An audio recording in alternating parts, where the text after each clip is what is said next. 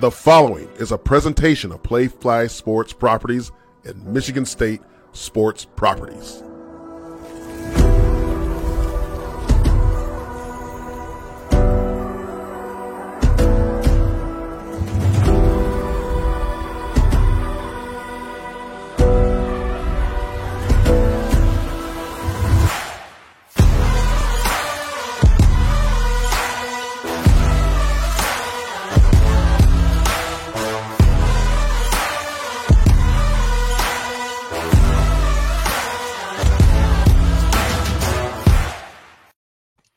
Well, hello, everybody. It is Thursday, November 16th, 2023.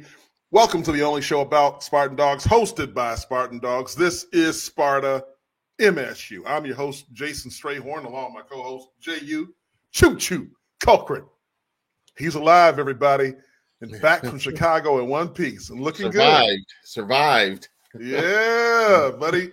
Otis Wiley is on assignment. How you feeling, Choo? I feel good, man. I just... going to Chicago, I love Chicago. I love that city. There's, some nostalgia about, the city of Chicago.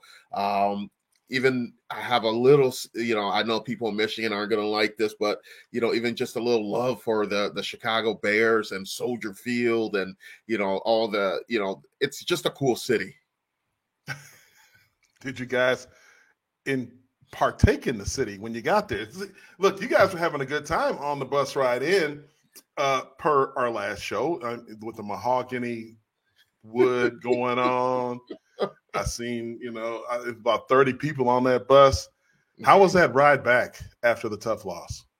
Yeah, I think the ride back was tougher on us. The night out was tougher on us than we were handling the loss side of things there. So we were able to go out after the game, had some appetizers, had a few libations, may have been served, here and there. But just a few,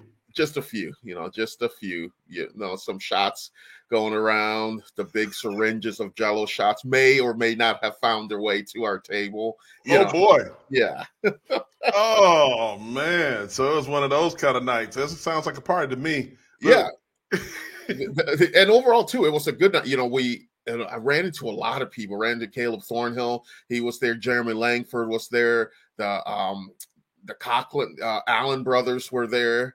A lot of former football players were there, and obviously Magic Johnson was there, Steve Smith was there, Mateen Cleaves was there. It was a good showing for Michigan State, for guys coming back and supporting the Spartans. And United Center is a cool venue. All the history that's taken place in there. Did you get a picture in front of the statue of Michael Jordan? I did not. The bus pulled right up to the front, went right in. I did not go, around, sightseeing and all that stuff with there. I was focused, tunnel vision. It was game time, ready to go. And then I did, go and focus on the entertainment spots, to get a few libations and some food. That sounds like a good time, man. Like, look, we're going to get into that game, but just be sure to go into the live chat, everyone, and let us know where you are watching us from, because they're watching us from Royal Oak, Michigan. Ooh. We got Grand Rapids, Michigan. G-Rap. Cleveland, Ohio. The city land. From. And it looked like the Boot, baby. Hey, the Boot is always tuned in down there in Louisiana. I need some of that Louisiana crab. I need that crab ball from the Boot, baby. And that like the Po' Boys? Yeah, I need those too. And then I need a king cake. We'll get into that time here soon, coming up in March. And hey, look, we can't forget about Detroit. Detroit is definitely in the house. They're always in the house. We got to give Detroit love because they always watch the show. And we really thank everyone for your support, continued support. Now we're going to get into the game that was at the United Center. Champions Classic. Michigan State falls to Duke 74-65. Tyson Walker was the leading scorer, although it seemed to be tough finding buckets for Michigan State. Yeah, it definitely was tough finding buckets for Michigan State there. Especially from behind a 3-point arch. That was really, really tough. I think Michigan State's like ranked almost last in NCAA in 3-point shooting.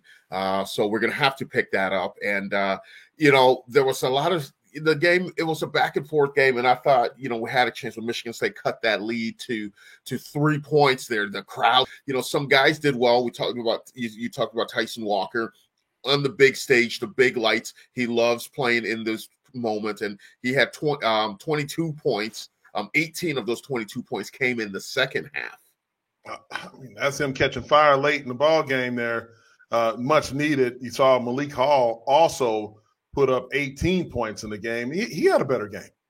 Yeah, Malik Hall definitely had a better game. But we're going to need more guys to come along. I need Sissoko. I need Maddie. He has to be a big man. Our big guys have to start playing like big men and start dominating in the paint. We need to develop that threat inside, threat, that domination there. So those guys are going to have to go.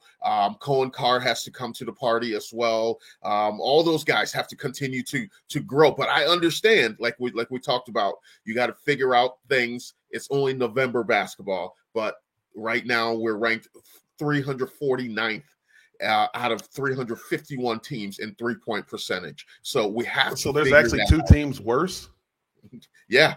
It can always be worse, right? I mean, man, they must be ice cold from three land. Ice cold. And one thing too, like we didn't get, they weren't calling many fouls on Duke.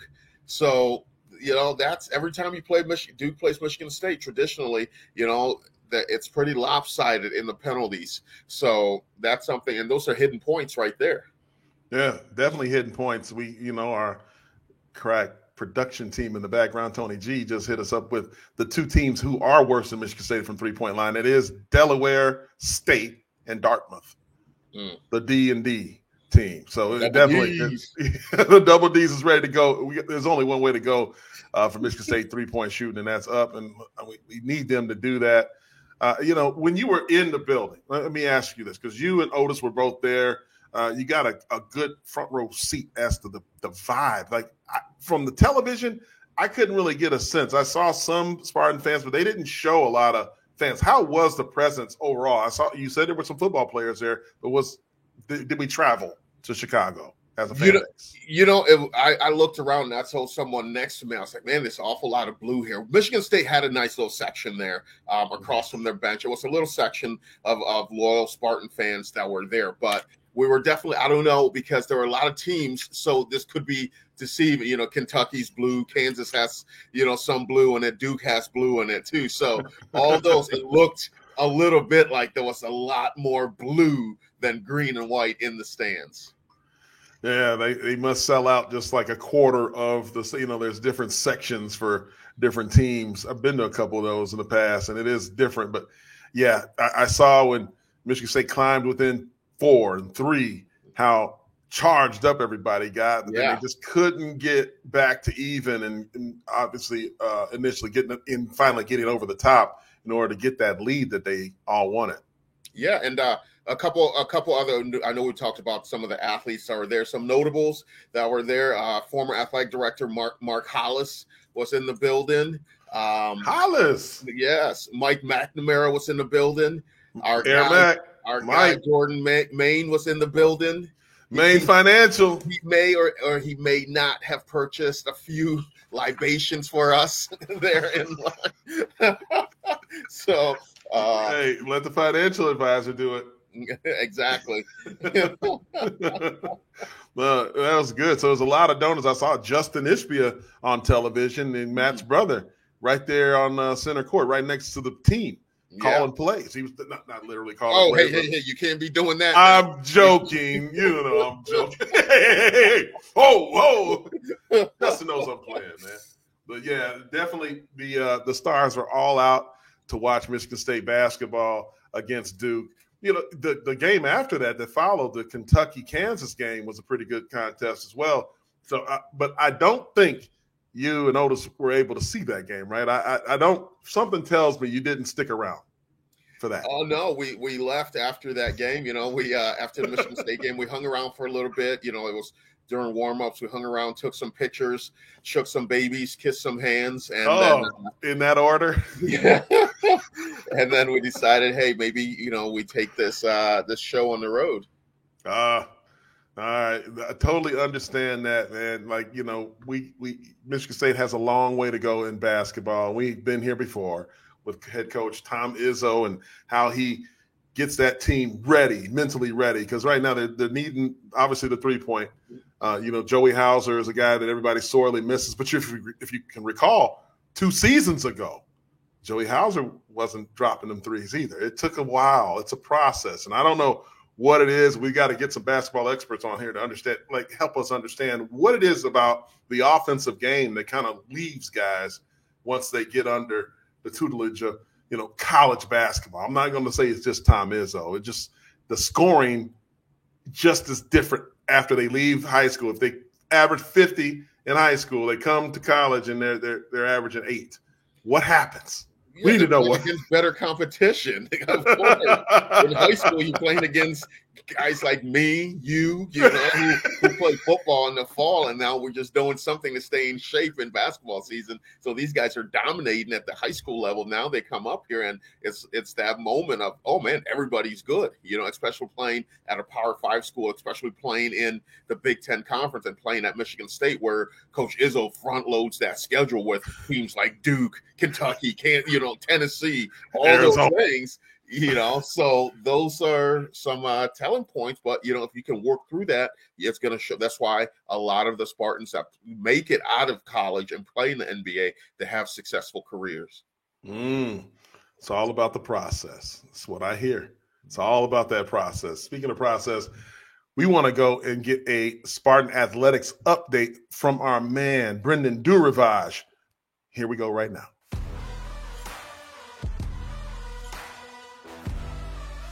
We hope you tuned in for the women's soccer team's matchup tonight against Harvard in the second round of the NCAA tournament. The 5th-seeded Spartans cruised in the first round with a 3-0 win over Ohio to set up the game tonight against the 4th-seeded Crimson. Don't miss out on any Michigan State athletics in the playoffs this weekend, as both the men's and women's cross-country teams are looking to bring a natty home to East Lansing. And MSU's hockey team has a huge series starting on Friday, as a date is set with the number 1 team in the land, the Wisconsin Badgers.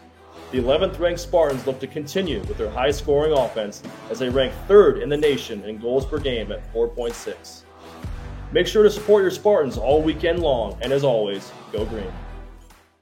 All right, our man Brendan Durivage again with another Spartan Athletics update. And MSU hockey, men's hockey, taking on number 1 Wisconsin Friday night. That's 11th ranked versus the number 1. That's going to be 7 p.m. It's going to be a great matchup there as well. So good luck to both teams as they continue on in their season, and best of luck to women's soccer in the NCAA tournament.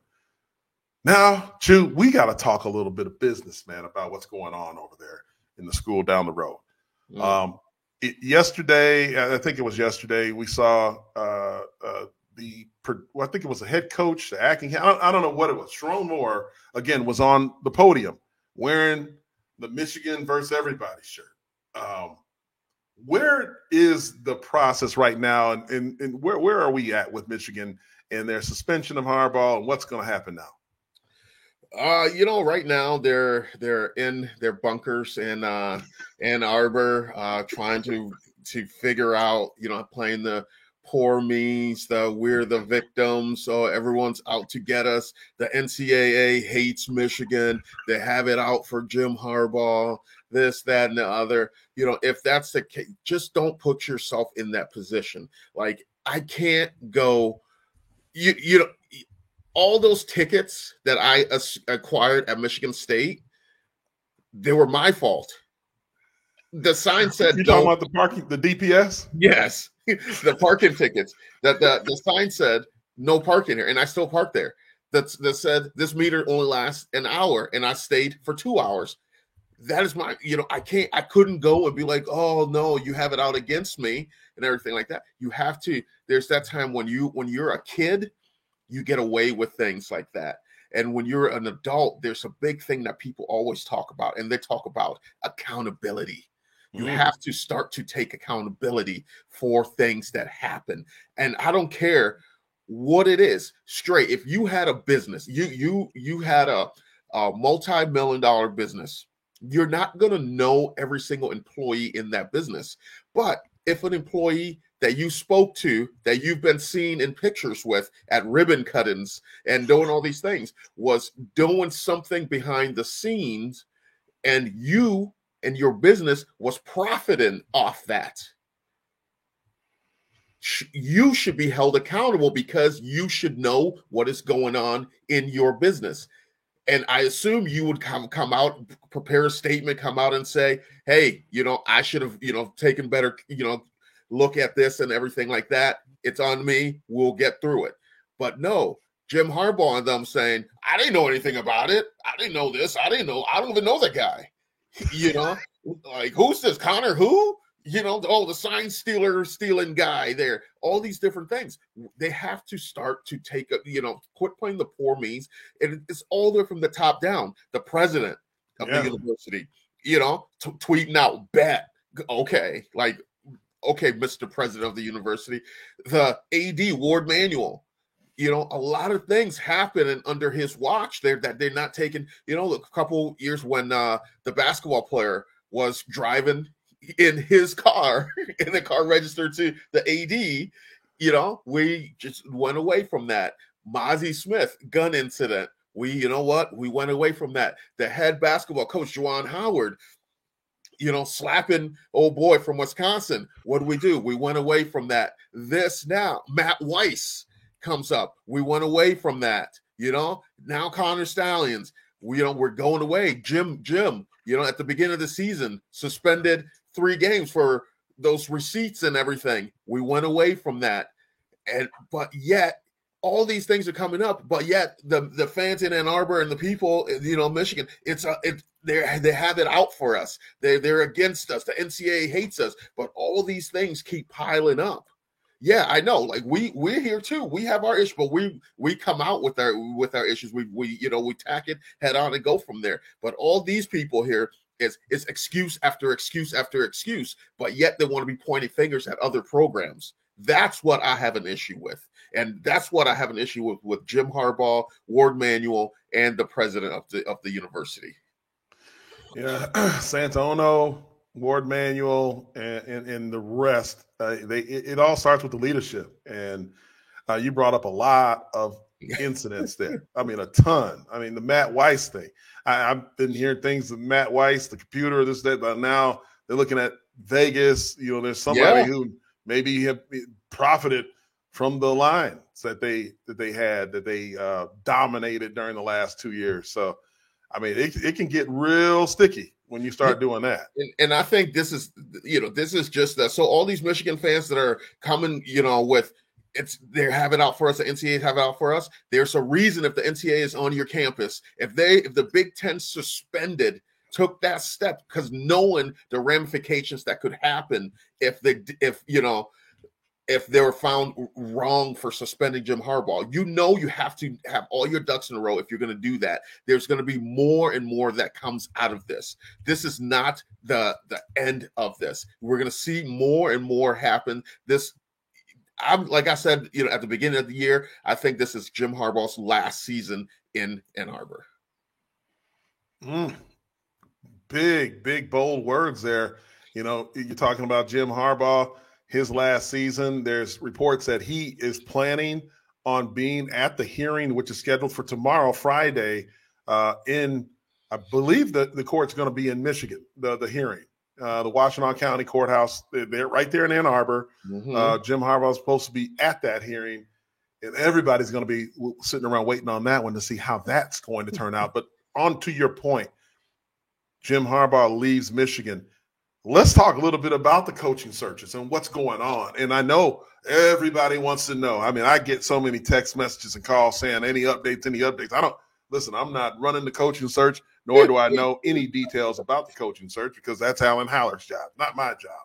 But when people speculate, you have to start to factor in the other jobs. Like the dominoes will start to fall, but we don't have all the dominoes up yet. We know Michigan State has a job opening.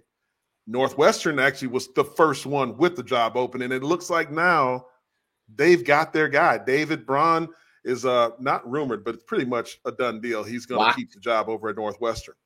And he should. He should keep the job over there. This team that, that was some big adversity that they were faced with at the beginning of the season.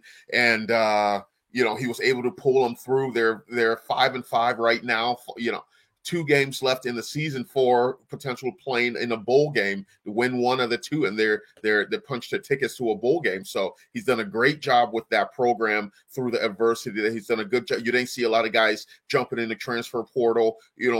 Once he took over, he's doing keeping the recruiting going. Has a good nucleus of assistant coaches there. I'm sure he's going to tie up and shore up a couple position coaches in the offseason. But he definitely did a good job of keeping that team together and deserves to have an opportunity to run the program.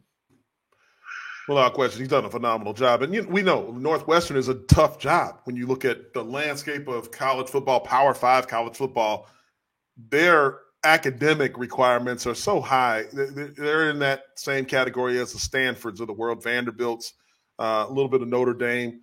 Notre Dame had them relax for a while. That's when they went and won a natty.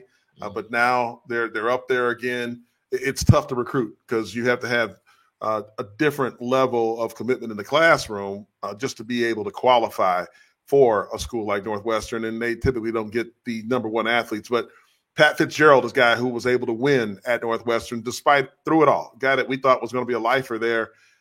Things happen. Now David Braun gets in the mix, and as you said, did a phenomenal job this year. He did take over in July, so it was a little bit before the season got going. Different than what happened in East Lansing, where a bomb goes off in week 3, actually week 2.1, the night of the Richmond game. Me and you were together that night. We saw it happen live. So that's a tough one. We're going to talk about more of these dominoes. So you look at, you have Michigan State now, Northwestern, Michigan State, and then Mississippi State opens up. Boise State opens up. We have rumors that, looks like Brady Hoke is retiring from San Diego State. So that you talk about Boise State and San Diego State, those are 2 group of 5 teams that will probably have some musical chairs happen in a bit. But the big one, and we talked about it a little bit on Tuesday, that Texas A&M opening up down there in College Station, Texas. And listen, that is a magnet. That one has a lot of reverberation, shockwaves throughout the entire college football landscape because of who may move into those jobs and where they may lead from. Yeah, they're talking Coach Prime. People are throwing his name. They're going there. And if I'm Coach Prime, like we talked about, they said God sent him to Colorado, but God put those 4 men with that $160 million check on the field at halftime too. So, God can move people in a lot of different ways in a lot of different places. Can I get an amen? Amen. Amen. Hey, listen, you got a lot of guys denying any interest in those jobs lately. Dan Lanning, another one over at Oregon. He's denying, I'm not going anywhere. I'm here. Oh yeah, Dan? Word on the street is, I don't know. I heard Dan ain't. So what is it about Eugene? I mean, we've been to Eugene, and it seems like a nice little place to be. We'll be there next year, too. Yeah, it's I guess it's good for 48 hours. It must not be good for a long time because everybody seems to want to leave that place once they get there, even with success. Willie Taggart, Mario Cristobal, and here we go. Is Dan Lanning really looking to leave? See, I think I before, like everyone leaving, I could see that. But now that they're coming into the Big Ten Conference and they have the back end of the TV money and the prestige of a conference like the Big Ten, where they're going to be traditionally in there in the conversation, pushing for a college playoff spot, especially now with the college playoffs expand into 12 teams. So that's, it's more attractive of a place to be. Mario Cristobal going to Miami at the time because the name, the U and everything like that. So if you have a successful season, you're being thrown into those conversations there. So now I think Oregon, they definitely have money. They have they got Uncle Phil. Yeah, Uncle Phil's right there. They can captivate recruits with all the different jersey combos, the shoes. That's Phil Knight, for those who don't know, by the way. Nike. So that that's an attractive position right now with them coming into the Big Ten. There's always that battle between the traditionalists that people that like just the Penn State look. That always is the same. Penn State, your Alabamas, they never change. And then there's the kids that they love that, what is it, about 1,700 uniform combinations that they have in Eugene. Another job. Speaking of Eugene, the Quack Attack. Chip Kelly has now moved. Obviously, he's been around. He's with the Philadelphia Eagles for a while, and he's worked his way over to UCLA. There's rumors that he will be fired in the next very soon. So there's another job in the former Pac-12, the defunct Pac-12, into the new Big Ten. So you have two jobs potentially on the West Coast of the Big Ten being open. Yeah, a lot of those things. I'm just stuck on the fact that Chip Kelly ruined the Philadelphia Eagles. Single-handedly took that program down, and now this been rebuilt by Nick Sirianni. But so a lot of good things there. So it's going to be an interesting off-season cycle here to see where these coaches are going. And Michigan State, we got to get on the ball, Stray. We got to get on, before all these other, because there's going to be more firings. It's not going to be less. That's going to be coming. There's going to be more. So you either wait. Are you looking to get a coach that's fired, or are you looking to get a coach that's currently with the program and having success? Right, because you're looking at that, the Quack Attack. You got Dante Moore, a Michigan native that went out to UCLA to be with Chip Kelly. I know that there was probably NIL involved in that one. Was benched during the early part of this season. So I know he's unhappy over there, but he's counting dollars. Will he make a move? And you brought up the other job in the Big Ten that may be coming open, and that's Jim Harbaugh. If he decides to leave Michigan, who then takes that job? Are they just going to elevate Sharon Moore? Or are they going to go outside and say, hey, we can pick whoever we want? They're going to go try to sign Bill Belichick as he leaves the Patriots. I'm not sure. The thing with that Michigan job there, if you're firing Jim Harbaugh for the reasons of lack of, I call it lack of institutional control. If you fire him for the fact of, there was a guy on his staff cheating, stealing signals, going to different, not just stealing signals, going to different stadiums where it clearly states in the Big Ten rulebook you cannot do in-person scouting. So, and he was going to the other programs, possibly on the sideline of another, at a game of their opponents. You're doing all those things. You had a coach in your system that, it's between him and Hunter Biden's laptop are the two, big things. What's on those laptops? Matt Weiss and Hunter Biden, people going to know those two things. Matt Weiss and Hunter Biden. Yeah, they both have laptops. Everyone wants to know what's on their laptop. Why, but so those coaches, and then there could be some things with gambling, all these different things. You can't elevate a coach that's already there. It's just too messy of a program right now. So you have to go outside and find your Michigan man and bring him back there to, win one for old Bo and all that good stuff. Oh, so you think that they're going to have to clean complete house? You have to. When the deal goes down. If you're letting them go for that reason, it's the same thing. If a business is under investigation for tax fraud and wire fraud and stealing, different things, you can't just get rid of the accountant You can't Well, get rid of. hey, listen, this is Michigan, for Christ's sakes. Listen, they are the kings. I can agree with you only so far with this one because they breed lawyers and they always find a way to negotiate some kind of settlement. And with that negotiation, look at this. Jim Harbaugh isn't the guy who was calling the plays out there standing next to Connor. Now he was in between Connor. He was next to Connor Stalions, and the coordinators were on the other side. And while Connor's talking to the coordinator, Jim's overhearing what's going on. Right. But the coordinators are the ones who really benefited from that. But they didn't move them from the sideline, right?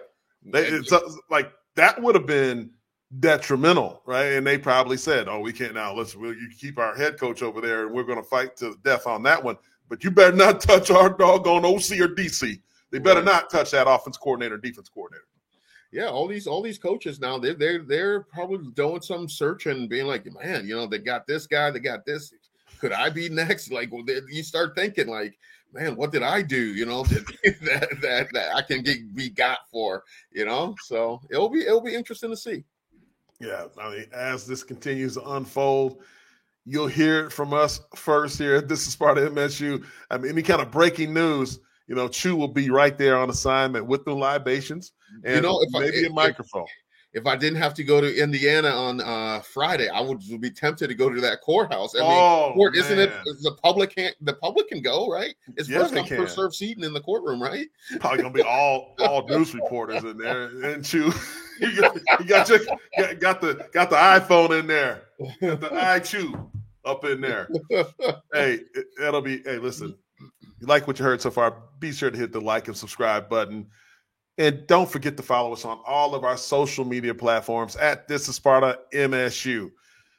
We'll be back in a moment after this message from our friends over at IHOP and SeatGeek. Introducing IHOP's new menu with perfectly crispy yet fluffy waffles, warm, flaky buttermilk biscuits, juicy, satisfying steak burgers, decadent eggs Benedicts, and more. It's time to find your new favorite. Don't worry, we won't tell the pancakes. Only at IHOP. Let's put a smile on your plate. SeatGeek is the ticketing app for fans like the High Five Strangers guy. Game-winning interception? First down? Just a nice, solid tackle. If you're in arm's length, you will be swapping skin with this extrovert. You see, he knows SeatGeek got him a great deal on tickets, so he can focus on what he does best, smacking palms. SeatGeek handles the tickets to sports, concerts, and more, so fans can fan. Did you say that was Sean Taylor? That was our boy Sean. Smacking paws. Smacking paws. Otis said that was him. That was Otis. Hey, man. There was reports of more carooning in Chicago that we may or may not have video of. We're gonna search for that. If we can find it, we will bring it to you on Tuesday for Tuesday's show. But we're getting into this weekend as the Michigan State Spartans traveled down the road to Bloomington, Indiana, to face the Hoosiers, who are just like Michigan State, 3-7 overall, 1-6 in the Big Ten. Yeah, it's going to be another battle. Big Ten conference game on the road, a noon kick. Bright and early. So they're going to have to get their rest, get ready to roll. But this is a game, once again, we talk about it. The Spartans have to start fast and finish the game. They have to play a complete game. They have to play 4 quarters. And now these, Coach Barnett, I believe he said it in a press conference. These next 2 games, with the Spartans being out of bowl contention mathematically right now, it's playing for pride. That's what it is. It's playing for pride. What do you have left, in the tank? You're putting that green and white on. How are you going to represent, not only the name on the front, but also the name on the back of your jersey? You're playing for your family, not just the ones that's in the locker room with you, the ones that help get you to that point. This is I'll tell these guys, this is a game that it's an absolute privilege, not a right to play football. It's an absolute privilege, not a right to wear the green and white. Now let's go out and show and do that. Let's play, with that Spartan pride. But this Indiana team, they're battling. They're one win away from being bowl eligible, so they're going to bring everything that they have to this game. Oh no! They're only 3. They got 3 wins, so they got a little ways to go. They were 5 and. Oh, I'm sorry. What Northwestern's 5-5? Yeah. Oh no! Indiana is in the same boat as Michigan State. This is the 70th time we played them in the old brass spittoon battle. This is the battle for this is a trophy game, so you have to be able to get up for that. The players, I'm sure, Michigan State are learning about that. If you haven't played in one of those, you're going to learn about the old brass spittoon. Do you remember that? You remember playing against them for that? Yeah, yep. What is a spittoon? A spittoon is when you get your tobacco, you put it in there, and so you spit in it. Ding. Yeah. Oh, grandmommies, granddad, grandpappies, your grandpappy's spitting in the spittoon. Yeah, I think there's a picture of me. There's somewhere online we can get. I bet Tony G can find it of me holding the old brass spittoon in the air like Paul Bearer with the Undertaker's urn. Undertaker's urn. Michigan State leads the all-time series 49, 18, and 12, or 2 rather, including the 23-10-1 record in Bloomington. You were alluding to it a minute ago. The Fighting Tom Allens, the Hoosiers, having a rough go. A week ago, had an overtime loss, man, in Illinois, 48-45 in a shootout.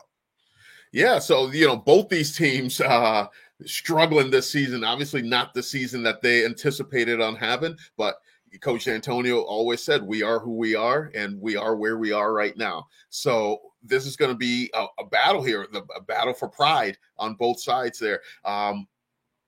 Is there any payback from a year ago? I mean, from a year ago, last year, bowl game. Oh, my goodness. Mm-hmm. Yeah. 5 wins and you miss a field goal, point blank field goal. I think everybody's still ticked off about that one. I think it was damn kicker. Wasn't even 20 yards. Whatever happened to that boy? Same thing that happened to that defensive coordinator for the Buckeyes after Donovan Edwards bombed him for 18 touchdowns in the horseshoe. Now, I think that defensive coordinator might have a lot more of recourse than the kicker from last year who missed that one. Right, absolutely. So it'll be an interesting game. Yeah, so since 1950, the winner of the Michigan State-Indiana game has been presented with the old brass spittoon. The brass spittoon came from one of the Michigan's earliest trading posts and is widely believed to be more than 200 years old. So guys would actually drink out of that thing? Is that true? I would know. I know when we beat them my senior year, Pat Narduzzi took it and spit in it. So I don't know of anyone drinking out of that thing. No one taking that to Rick's and drinking out of it. Game like the Stanley Cup. No. Down in the legend had it down in Rick's with Tiger Woods. Mm-hmm. There's Darius Rucker. That's right. And our old hockey coach with the Ron Mason. No. Before that. There it is. There it is. Look, I told you Tony G's on it. That was senior year right there. Right after this picture was taken, Coach Narduzzi took that and spit a big Hocker cha in there. Ding! They said the legend has it that the spittoon was around when both institutions were founded, Indiana in 1820 and Michigan Agricultural College in 1855. The number we all know and love. Look, man, it's going to be a battle down there.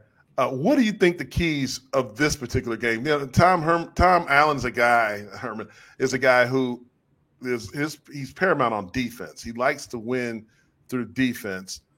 Fired his offensive coordinator in the middle of the season, but just been struggling all the way around lately. Yeah, I definitely think the keys to the game is defensively, we have to take the ball away from them. We have to make their quarterback feel uncomfortable. Indiana, they like to throw the football. They're going to want to try to throw more than they run the football. So we're going to have to do some exotic blitzes, bring some pressure to the on the quarterback and on their offensive line. And offensively, we have to establish a run game. We have to run the football, and we have to move Katin Houser around. He can't just sit in the pocket. We have to use his athletic abilities to his advantage. And so those are the keys to the game on offense and defense. Special teams, we have to be sound in special teams. Last year, we saw the ramifications of not being sound on special teams by not going to a bowl game because of a missed field goal. Now we have to be sound in all phases of the special teams: the kicking, the kickoff, kick return, punt return, field goal, extra points. All those things we have to be sound, and we have to do, the fundamentals. We have to have 11 guys on the field. We can't be, illegal procedures. We can't be offsides. All those different things. Every game since the Iowa game, I believe, we've had a special teams penalty in every game since. So we have to cut that out.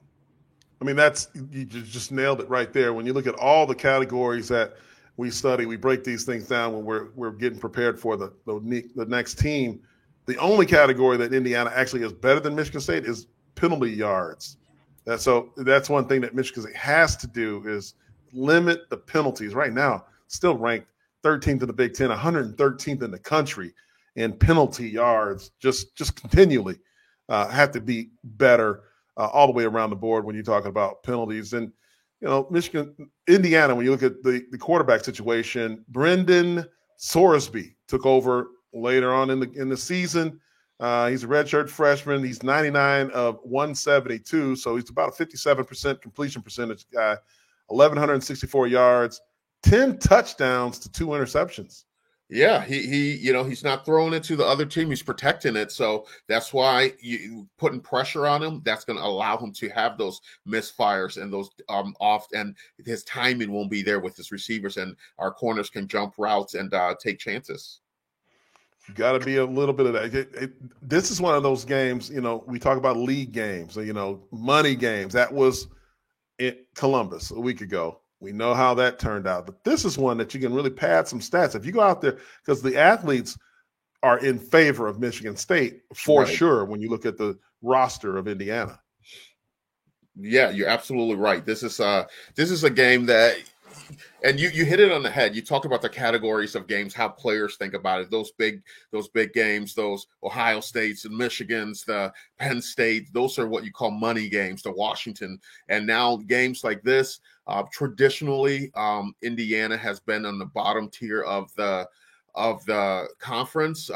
Indiana, a school like Northwestern, Illinois at the time, those are pad your stats games. Those are games that traditionally, that's what it is. Games that you pad your stats. You go out there, you play as a starter. You probably play 3 quarters, if that. The backups are in there. You have a baseball hat on. You're chewing bubble gum and sunflower seeds on the sidelines. You're looking at the student section, waving. Blowing kisses to the girls.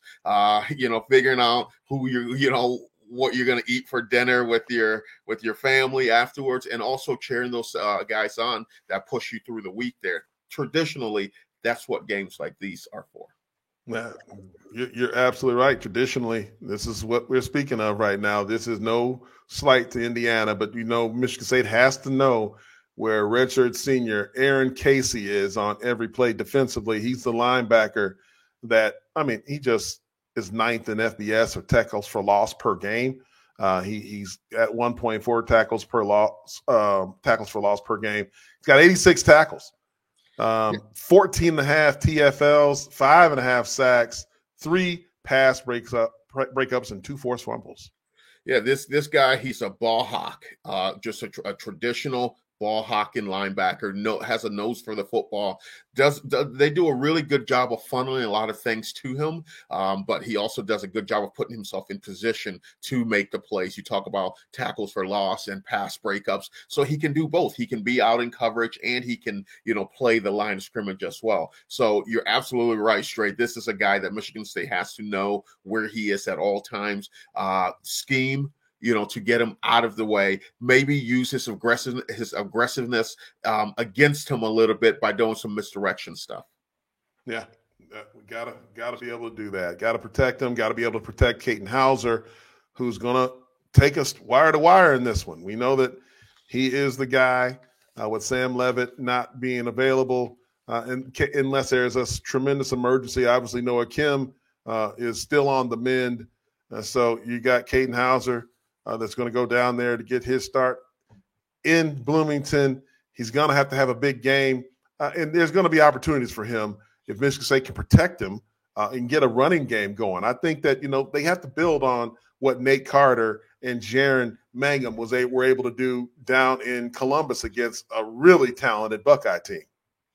Yep, absolutely. They're going to have to do that, get that run game going. I really liked what I saw from Jaron Mangum in Columbus, that he was pounding the football between the tackles, getting positive yards, and I loved his excitement. Obviously, at the beginning of the season when, he was injured, couldn't, play, but now he's starting to come on, and he's trying to finish strong, just like he stated when he was, a guest on the show.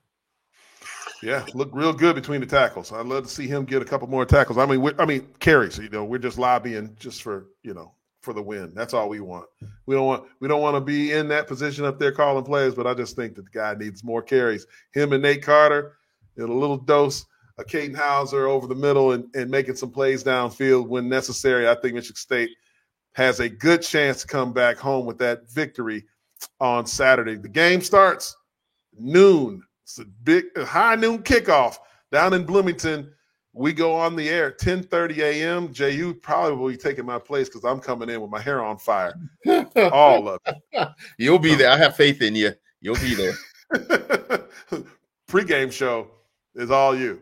Oh, I can tell you that right now. And maybe the first quarter. Maybe I don't know. Maybe the first half. I don't know. We'll see.